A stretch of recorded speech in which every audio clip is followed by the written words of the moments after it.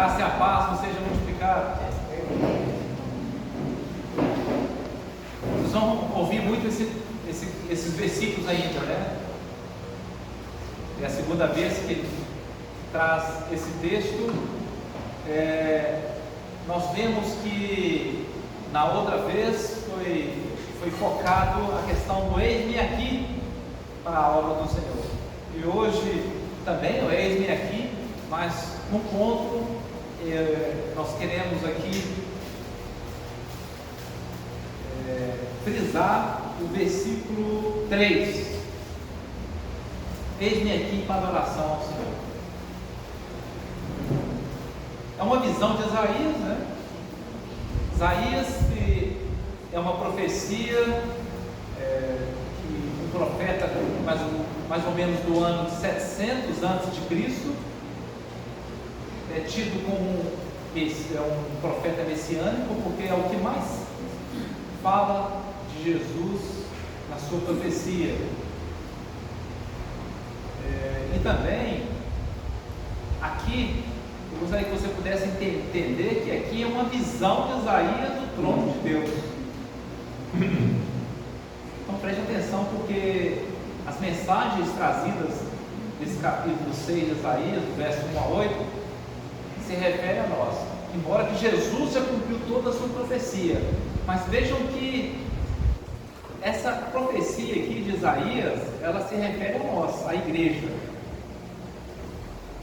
Isaías se colocou à disposição de Deus depois que ele teve essa visão, depois que ele foi purificado para fazer a obra do Senhor. Nós estamos aqui, a maioria aqui, nós já fomos purificados pela morte de cruz e ressurreição de Jesus. Então está se referindo a nós. E aquele que está aqui nessa manhã, que ainda não confessou Jesus como seu Senhor e Salvador, preste atenção, porque esse texto aqui essa mensagem está se referindo ao verdadeiro adorador a Deus, aquele que adora e a sua palavra, a sua forma de adoração chega a Deus. No verso 3 diz assim: e clamavam uns para os outros, dizendo: Santo, Santo, Santo é o Senhor dos exércitos, toda a terra está cheia da sua glória. Vocês acham que acabou? Esse santo, santo, santo, a terra está cheia da sua glória. É o que Deus espera de nós que estamos aqui, principalmente agora. Deus espera que nós venhamos a adorá-lo. O nosso português é muito complicado, porque às vezes nós pegamos uma palavra, por exemplo, compra para mim ali uma Gillette. O Gillette é o nome do fabricante. Compra para mim ali um Guaraná. Guaraná é uma marca. Então, compra para mim ali, né? Então, tem coisa que generalizou. Então, parece que essa questão de adorar a Deus ficou muito banalizado, quando esse é um louvor a Deus. Canta aí para Deus. Então nós precisamos diferenciar o que é louvar, o que é cantar, o que é adorar. Você observaram que o louvor hoje, eu não duvidei não, mas o louvor de hoje, o tempo todo falando sobre adoração. Esse mesmo último canto que nós cantamos aqui, vim para adorar, né? O cântico, no início do cântico, como é que está lá no primeiro cântico? Incendei a minha alma. Como é que é o início do cântico? Diante do seu trono me levanto para quê? Aquele cântico antes da ceia. Outra. É esse aí. Esse aí. Te darei todo o louvor, te darei adoração. O que você vem a dar a Deus? Você vem a dar a Deus louvor ou adoração? Então precisamos saber, entender o que é cantar, o que é adorar, o que é louvar.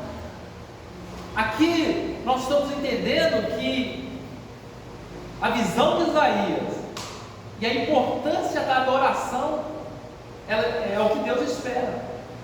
O que é cantar? Cantar é emitir som com a voz. O que é louvar? É elogiar. Não está errado, não. Cantar para Deus não está errado. Louvar, elogiar a Deus não está errado. É para fazer tudo isso. É para cantar para Deus? É para elogiar a Deus? Está certo? Está certíssimo. Mas adorar significa prostrar-se, significa render-se. É o que Deus espera, é o que Deus quer. Nós vamos hoje sair daqui convicto disso. Nós vamos ver que realmente o que Deus quer de nós é que nós venhamos ser verdadeiros adoradores. Você é um adorador? Porque tem um hino que nós cantamos, né? Dá-me vestes de louvor, né? Pois não quero simplesmente te adorar, eu quero ser um adorador. Você já pensou nisso? Você é um adorador de Deus? É o que Deus quer, é o que Deus espera de mim e de você, que nós sejamos verdadeiros adoradores. Se eu perguntar aqui, eu tenho certeza que a maioria vai saber aonde que está escrito isso, né? Na palavra de Deus, que nós devemos ser adoradores. Tiago, no livro de Tiago, fala assim, é muito interessante lembrar de algumas partes, né, da Bíblia, porque Tiago, no capítulo 5, verso 3, fala: está alguém entre vós sofrendo? Faça oração. Está alguém alegre? Cante louvores. Então, o que é louvar? Fala, né, admira, faz com que a adoração, né, a esse momento de adoração, né, esse momento de elogiar a Deus por Ele ser tão majestoso, né, tão soberano. A alegria está contida tanto no cantar, a alegria, a humildade está tanto em louvar, mas ela tem que estar dentro da adoração também. A humildade e a alegria, uma das coisas que Deus quer também. No Salmo 13, verso 6, diz que cantarei ao Senhor por quanto me tem feito muito bem.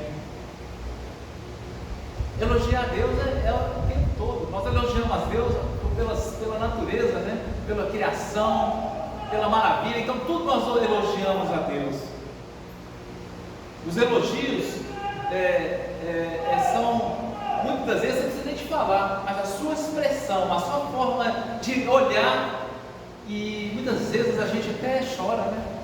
Muitas vezes a gente até chora, não de tristeza, mas chora de emoção. Então Deus prova as nossas emoções. Tem gente que é tão seco, né? Tem gente que não consegue dar valor a uma flor. Tem gente que não consegue dar valor a uma árvore toda florida.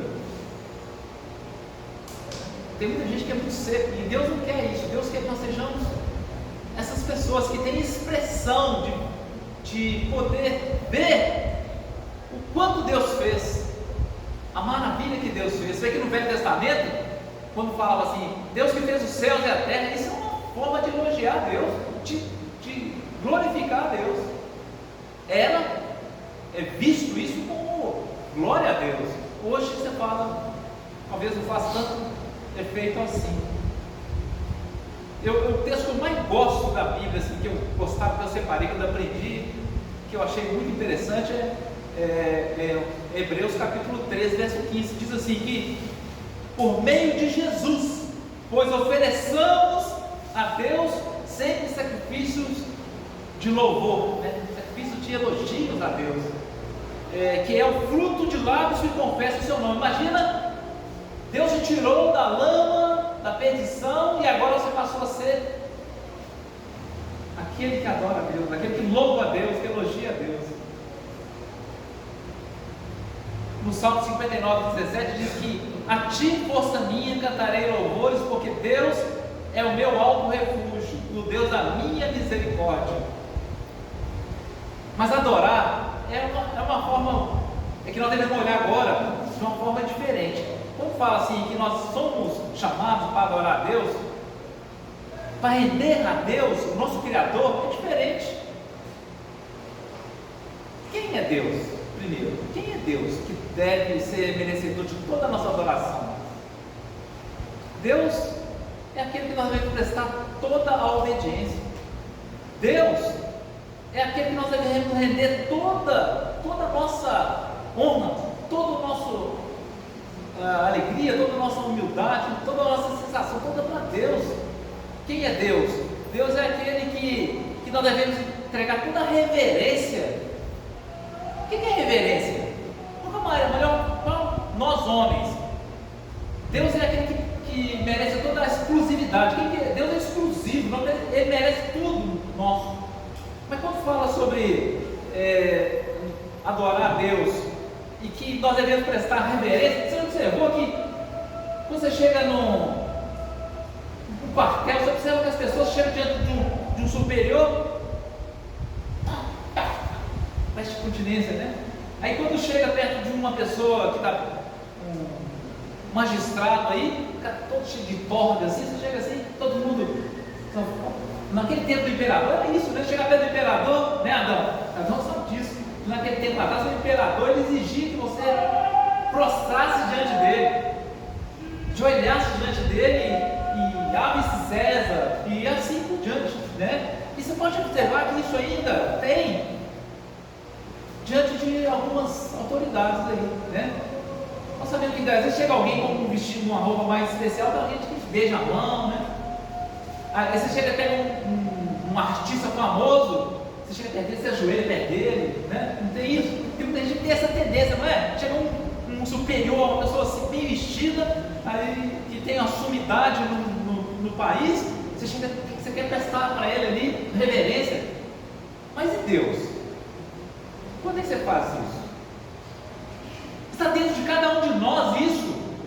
Deus colocou dentro de cada um de nós esse desejo de prostrar-se diante dele. E agora nós vamos entrar num texto então que onde está escrito isso, né? Que a palavra de Deus ensina. É um texto que nós conhecemos, nós até cantamos a Deus, né? João capítulo 4. O livro de João, ele vai falar sobre esses verdadeiros adoradores.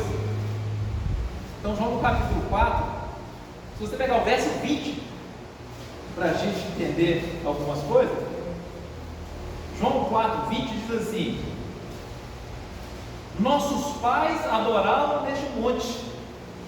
Quem que está falando isso aqui? Nós sabemos que é uma mulher samaritana, onde Jesus foi lá tirar a água, e aí, quando ele chegou lá, ela começa a ter aquela conversa com Jesus ali. Jesus aproveita a situação e coisas estavam bem com os samaritanos, os judeus, e Jesus então começa ali a ter um relacionamento, e ela fala assim, que os nossos pais, olha você vê, lá no passado, como é que o povo adorava a Deus? Como é que o povo cantava para Deus? Como é que o povo fazia? Nossos pais adoravam neste monte. Lá não fala que ela não fala que nossos pais cantavam, nossos pais tiravam louvores. Não, nossos pais adoravam lá naquele lugar. Mas olha só que interessante, ainda continuando aí, olha o verso 22. Vós adorais o que não conheceis, nós adoramos o que conhecemos, porque a salvação vem dos judeus. Jesus fala assim, que ele é judeu, a salvação viria através dele, de Jesus.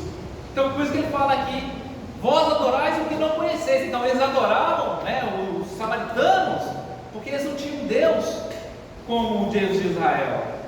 Falavam, vocês adoram um Deus que vocês não conhecem. Vocês mesmo assim, vocês estão buscando um Deus, adorando um Deus que vocês não têm nem quem que é, não sabem nem quem é, né? Não tem um Deus como o povo de Israel tem, que é o Deus dos exércitos. Agora olha que interessante agora o verso 24, que é o que nós sabemos, né? Deus é Espírito e importa que os seus adoradores o adorem em quem? Em Espírito e em verdade. Veja bem que interessante esse versículo que Jesus está ensinando aqui. Mas vem a hora, já chegou, em que os verdadeiros adoradores verdadeiros adoradores adorarão. Então veja bem que o João colocou aqui qual o desejo do Filho de Deus. Que Deus está procurando quem? Verdadeiro adorador. Deus está procurando verdadeiro cantor? Deus está procurando verdadeiro louvor? Canta louvor? Não. Também. Porque se você é um adorador, você também louva. Se você também é um adorador, você também canta. Mas nem todo que louva é um adorador. Nem todo aquele que canta é um adorador. Há uma diferença. E precisa ser entendido aqui. Você quer mais? Uma coisa que eu vi que achei muito interessante. Sabe naquele momento que Satanás chama que o Espírito leva Jesus para poder testá-lo ali naquele momento em que ele jejuou 40 dias, 40 noites, em Mateus capítulo 4. Mateus capítulo 4, olha que interessante nesse momento em que o Satanás mostra que é conhecedor da Escritura, mas não tinha entendimento. Ele conhecia a Escritura, mas ele está sempre colocando o quê? Pela metade, colocando em dúvida. E nessa luta espiritual de Jesus com Satanás, olha que ponto interessante sobre a adoração. Preste atenção. Verso 8. Mateus 4, verso 8. Levou ainda o diabo a um monte muito alto, mostrou-lhe todos os reinos do mundo e a glória deles, e lhe disse: tudo isso te darei, se o quê? Prostrado me adorares. Você já prestou atenção nisso? Se Jesus prostrasse, se Jesus ajoelhasse ali e adorasse o diabo, o que ia acontecer? Jesus não ia morrer na cruz. Se Jesus não morre na cruz, o que ia acontecer conosco? Estaria aqui em vão. Não tinha motivo de nós estarmos aqui. Veja a importância de ser um adorador, um verdadeiro adorador, porque Satanás queria que ele fosse adorado. Se Satanás conseguisse aquele intento dele ali, ele tiraria Jesus da cruz. Mas a resposta de Jesus é muito mais interessante, né? Olha o que Jesus responde para ele. E lhes disse, verso 9. Verso 10. Então Jesus lhe ordenou. Jesus é Deus. Toda autoridade foi dada onde? No céu e na terra. Olha a autoridade de Jesus aqui. Maravilha, né? Então Jesus lhe ordenou: retira-te, Satanás, porque está escrito. O que está escrito? Ao Senhor teu Deus adorarás e só a Ele darás culto. A resposta de Jesus é a mesma que Satanás queria. Ele queria ser adorado, mas falou: não, você não. A adoração é só essa para Deus, é só para Deus. Amém? Amém. Sabe que às vezes, o que não acontece? Muitas vezes acontece de forma tão estranha dentro da igreja. Por exemplo, tem gente que o pregador demorou a fazer uma pregação longa. O que ele faz? O que o dirigente de cântico faz? O dirigente de adoração diminui a adoração. Não está certo. A adoração não deve ser diminuída nunca. Para chamar os irmãos que estão lá fora, o que chama? Canta. A adoração para chamar não foi feito para chamar. A adoração é para Deus, não foi para chamar. A adoração é feita, não é para diminuir o tempo, nem para diminuir, e nem vamos cantar, tira, sapeca dele, canta isso, né?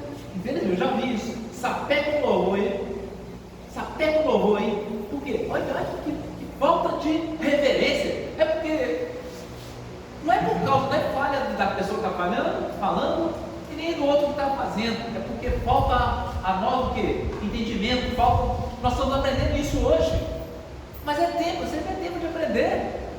A adoração ela é santa. Santo, santo, santo. Como está dizendo aqui, a visão de Isaías mostra que a adoração é santa, chega ao trono de Deus.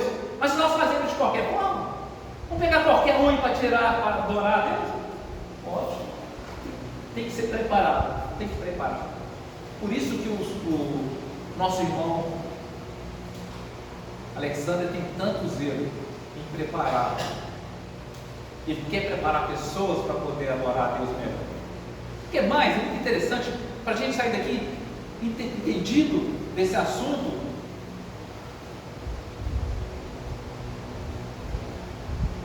Por 3 vezes aconteceu isso. Por 3 vezes. Primeiro, eu vou citar um texto que aconteceu com Pedro. O Pedro, Atos capítulo 10. Ali está falando de um homem que era religioso. Um homem muito religioso e que agradou a Deus. Ele agradou a Deus, mas Deus, por ter agradado a Deus, Deus providenciou a salvação dele, que era para ele procurar o Pedro. E ele teve Deus trata com Pedro uma situação, mas Deus também fala com o Cornélio para ele procurar, esse centurião, procurar Jesus. E quando ele teve com Pedro, olha o que esse homem faz. No versículo 25, Atos 10, 25, que diz que esse homem aconteceu que, indo Pedro a entrar, lhe saiu Cornélio ao encontro e, prostrando-se aos pés, o adorou. Nós não queremos fazer isso muitas vezes. Você chega a um artista que você gosta muito dele, um ídolo seu, imagina o Mateus chegando perto do Messi, ele queria beijar a chuteira dele ali, bastante. Brincadeira, Mateus, mas a gente quer isso, a gente tem um ídolo, a gente quer fazer isso. Né? Não vou dizer que o Mateus vai fazer isso, não, né? A gente está querendo dar um abraço nele, vai, né? Mas às vezes a gente encontra aquele cara que a gente admira tanto, aquela pessoa admira tanto, aquele negócio não é ajoelhar, adorar. Ele, quando soube de Pedro, ele conheceu Pedro, olha o que ele fez, por ele ser religioso. A religiosidade ensina isso, que deve ajoelhar diante de imagem, que deve ajoelhar diante de uma pessoa que está vestida diferente, de beijar a mão, de prostrar-se. Mas olha o que Pedro, se eles ainda chamam Pedro de o primeiro apóstolo, Pedro nunca foi o primeiro apóstolo, você sabe disso, né? Mas o Pedro é venerado, né? E de forma errada. Mas o Pedro, o que ele fala com o Cornélio? Olha o que o Pedro fala com o Cornélio. Mas Pedro o levantou dizendo: ergue-te, que eu também sou homem. Sabe o que Pedro falou? Pedro falou assim: adora a Deus, eu sou homem, eu sou pecador como você também. Mas isso aqui, o que quer dizer isso? Isso está apontando para a adoração a Deus, irmãos. Não devemos adorar homens, de jeito nenhum. Tá, vamos pensar assim. Então, se descer um ser celestial aqui, aparecer para você de noite, num lugar tenebroso, num lugar, na hora que você estiver, na hora mais difícil, aparecer um ser celestial, que seja um anjo, e aí? Olha o que aconteceu em Apocalipse. Apocalipse, capítulo 19, Apocalipse 19, 10. Apocalipse 19, 10 diz assim: João foi levado em espírito, e ele foi lá para o céu e teve essa visão maravilhosa do reino de Deus. E aí ele chegou lá, ele viu aquele tanto de anjo, aquele tanto dos anciãos, viu aquela maravilha lá, o trono de Deus. E olha o que aconteceu: prostrei-me ante os seus pés para adorá-lo. E o que o anjo falou com ele? Ele, porém, me disse: vê, não faças isso, sou conservo teu, dos teus irmãos, que mantém o testemunho de Jesus. Adora a Deus. Adora a Deus. Os adoradores devem adorar a Deus, não homens. E não há alguém que não seja, não tem. Não existe outro. Existe outro, mas o Satanás o que quer fazer? O Satanás ele quer colocar entre Jesus e Deus um adorador, uma pessoa para se adorar. Você já viu isso? A palavra de Deus diz que só existe um intercessor entre Deus e o homem. Quem? Jesus Cristo. Mas o que o diabo quer? O diabo coloca sempre ali, ó, alguém ali. E aí, infelizmente, né, tem muitos que têm feito isso. Outro texto, então, aqui para a gente fechar, Apocalipse capítulo 22. Apocalipse 22, verso 8 e 9. O João parece que não entendeu, né? Parece que estava tão extasiado, né, naquele momento. Mas olha o que acontece. Eu, João, sou quem ouviu, vi essas coisas. E quando as ouvi e vi, prostrei-me ante os pés do anjo. Ele me mostrou essas coisas para adorá-lo.